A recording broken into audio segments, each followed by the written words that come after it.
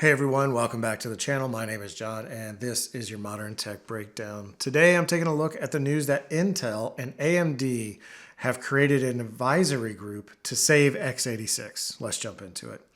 First, a little bit of history. Intel and AMD both started around the same time, and in fact, AMD was a supplier to Intel in its early days. One day, AMD decided it wanted to compete with its biggest customer, Intel, and sell x86 chips itself. And as early as 1991, lawsuits started flying between the two companies. AMD accused Intel of antitrust violations and attempting to create a monopoly with its 386 instruction set. In another lawsuit, Intel alleged that AMD used microcode from its 486 processor, which was settled out of court in 1995, and on and on and on. So these two companies have a long history of intense competition. And lastly, before we get into today's incredible news, it's worth noting just how much pressure and competition is coming from the ARM processor builders.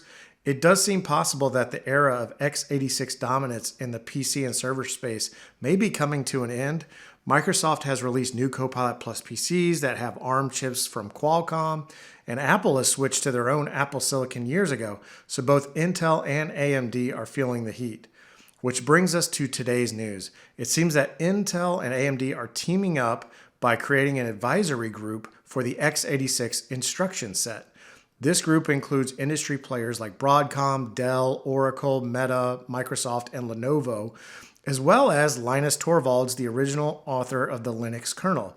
And what's really amazing is that Intel and AMD are trying to play nice. It seems like this would only be possible if they were feeling like their backs were against the wall.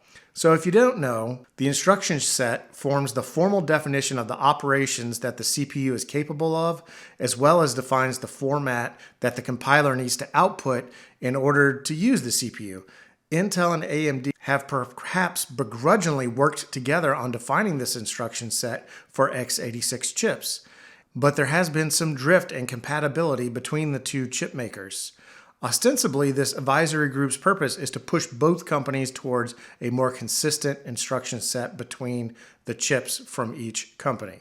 So these two companies that were once bitter rivals appear to be working together in order to fight off the threat from ARM-based processors. Hell has truly frozen over, it would seem.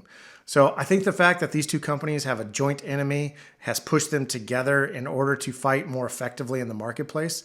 20 years ago, this would have been unthinkable. It's almost like Coke and Pepsi working together. But will it be enough to save x86? Probably not by itself. ARM chip-powered devices are going to continue to grow in the marketplace, but I don't think that means x86 is going to die. But certainly the golden days where almost everything ran on x86 is in the rearview mirror. But what do you think? Leave a comment down below. As always, thanks for watching. Please like, comment, subscribe, and I will catch you next time.